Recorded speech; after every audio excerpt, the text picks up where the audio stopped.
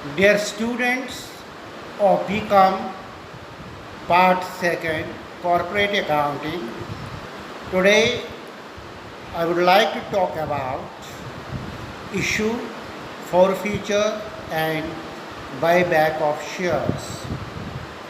Students, as we all know that there are different forms of business. It may be sole tradership, it may be partnership firm, or it may be the companies. When we talk about the issue forfeiture and buyback of shares, we keep into consideration about the role of the companies in issue of shares.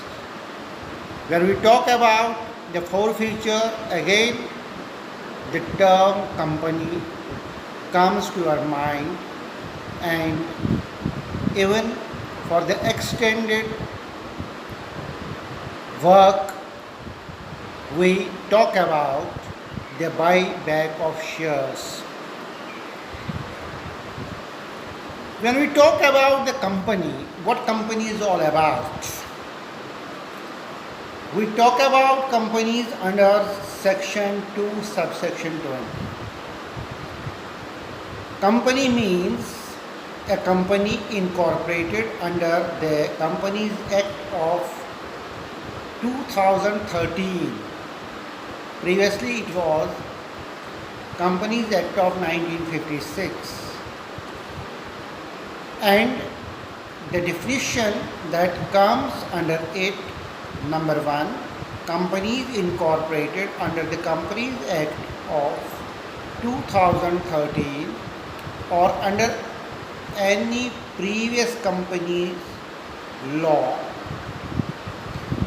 Second, insurance companies, except in so far as the provisions are inconsistent with provisions of Insurance Act 1938 or the Insurance Regulatory and Development Act of 1999. Banking companies, except in so far as the said provision are incorporated with the provisions of the Banking Regulations Act of 1949. Companies engaged in the generation or supply of electricity, except in so far as the said provisions are inconsistent with the provisions of the Electricity Act of 2003. Any other company governed by a special act for the time being in force, except in so far as the said provisions are inconsistent with the provisions of the such special act. And lastly, students, it is very important to know a body, a corporate, incorporated by any act for the time being in force as the central government may, by notification or adoption as may be specified in their notification. Students, these companies may be companies limited by guarantee or company limited by shares. These companies may be public limited companies or private limited companies. These companies may either be limited by shares or limited by guarantee or unlimited.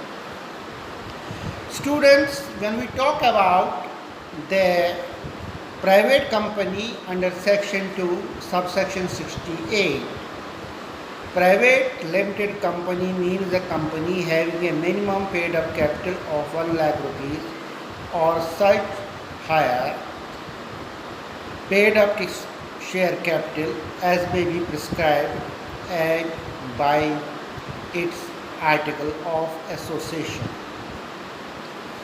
Number 1, under the Articles of Association, restricts the right to transfer the share, except in case of one-person company, limits the number of its members to two-thirds and to 200, provided that where two or more persons hold one or more shares in a company, jointly they shall for the purpose of the cause may be treated as a single number. Students, further we have to note that persons who are in the employment of the company and persons who having been formerly in the employment of the company, where number of the company were in that employment and have constituted members after the employment cause shall not be included in the number of members. Students, there are the prohibitions under section 73, 73 and 76, which the students of commerce must know that a private company cannot invite or accept or yield any deposit from public after the enforcement of the Companies Act 2013. This is an important amendment from the previous law of Companies Act of 1956. Public companies under section 27 subsection 1 refers that a public company means a company which, number one, it is not a private company, number two, has a minimum paid of capital of 5 lakh rupees or such higher paid of share capital as may be prescribed. Students, but provided that the private limited company, which is a subsidiary of the private company, shall be deemed a public company. Students, there is also one term that is known as one-person company, and that is under section 2 subsection 62 of the Companies Act of 2013. One person means a company which has only one person as a member. That now Companies Act under the provision of 2 subsection 62, Companies Act of 2013 has the provision that a person can form a company. Now very important is when we start a company, we talk about the share capital. The share capital of the company is divided in units of the fixed small amounts known as a share. In the books of the company, the face value of the share is collectively termed as share capital of the company. Nominal face value may be ₹1, may be ₹10, may be ₹100, etc. After incorporation of the company, shares are offered to investors and the shares are purchased by these persons who desire to invest in such companies. Those who want to deposit money in such companies are kept under share capital account.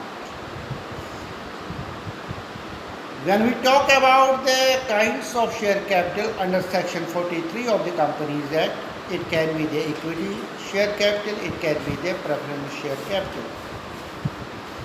Equity share capital be subdivided into two heads, one with voting rights or with differential rights as to dividend voting or otherwise in accordance with such rules as may be prescribed.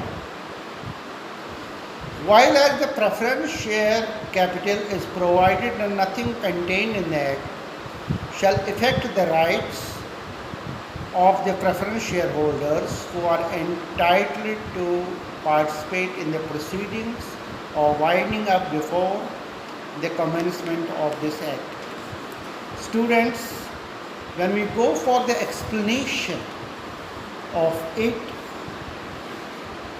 equity share capital with reference to the company limited by shares means all share capital which is not preference share capital. And students, preference share capital with reference to the company limited by shares means that part of the issued capital of which carries or would carry a preference right with respect to number 1, payment of dividend, number 2, repayment in case of winding up or repayment of the capital of the amount of the share capital paid up or deemed to have been paid up, whether or not there is a preference right to the payment of any fixed premium or premium on any fixed scale specified in the memorandum or the articles of association. When we talk about the meaning of the share under section 2 subsection 84, share means a share in the share capital of the company and includes stock. In other words, or the more explanation of it, a share is a one unit of the fixed denomination, which is also known as the face denomination, which is also known as the face value of the share, which the share capital of the company is divided. The face value of the company may be 1 rupee, rupee 2, rupee 5, rupee 10 or 100. Suppose the share capital of the company is 5 crores, in which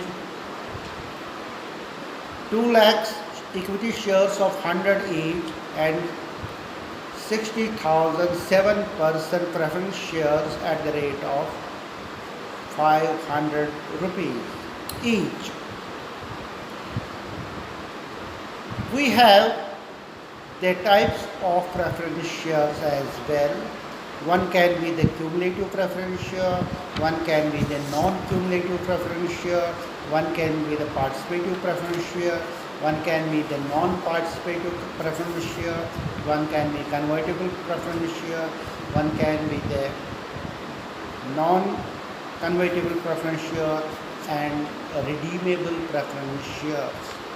Whether we talk about the cumulative preference shares,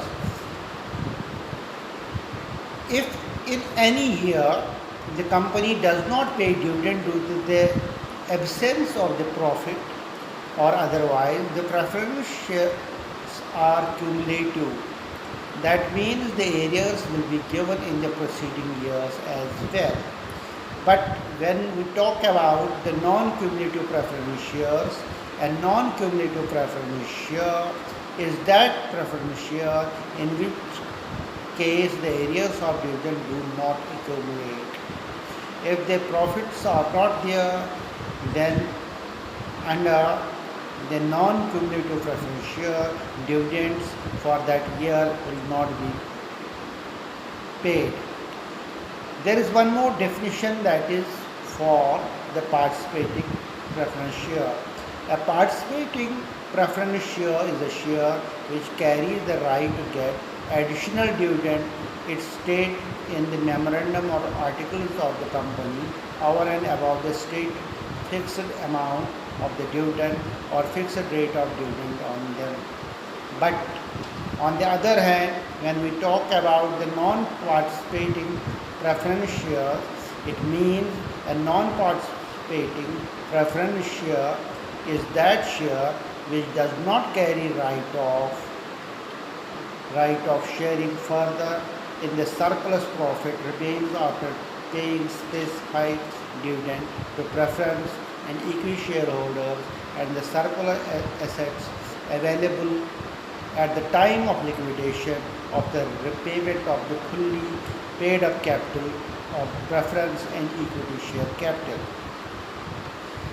There is one more definition, that is for the convertible preference share. Very important for us, all of us to understand. A convertible preference share is one which gives the right to its holder to get the preference shares converted in equity shares according to the terms and conditions.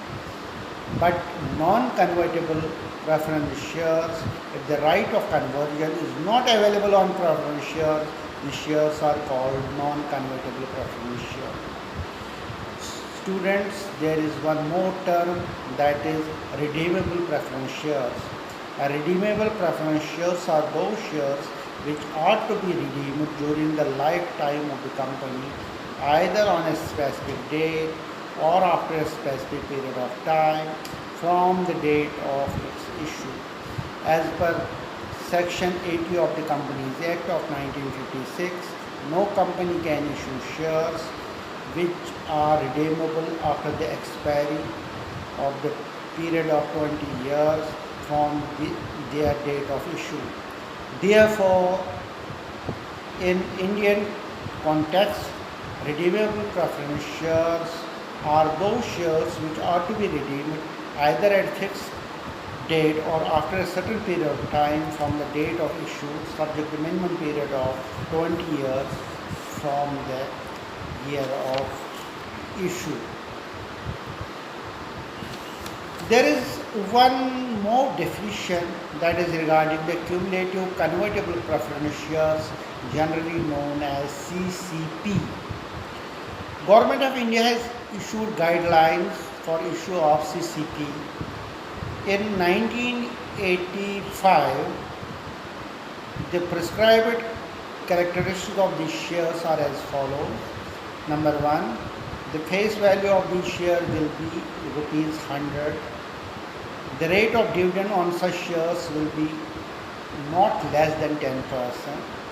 Those shares are to be converted into equity shares with a period of 3 to 5 years from the date of its issue.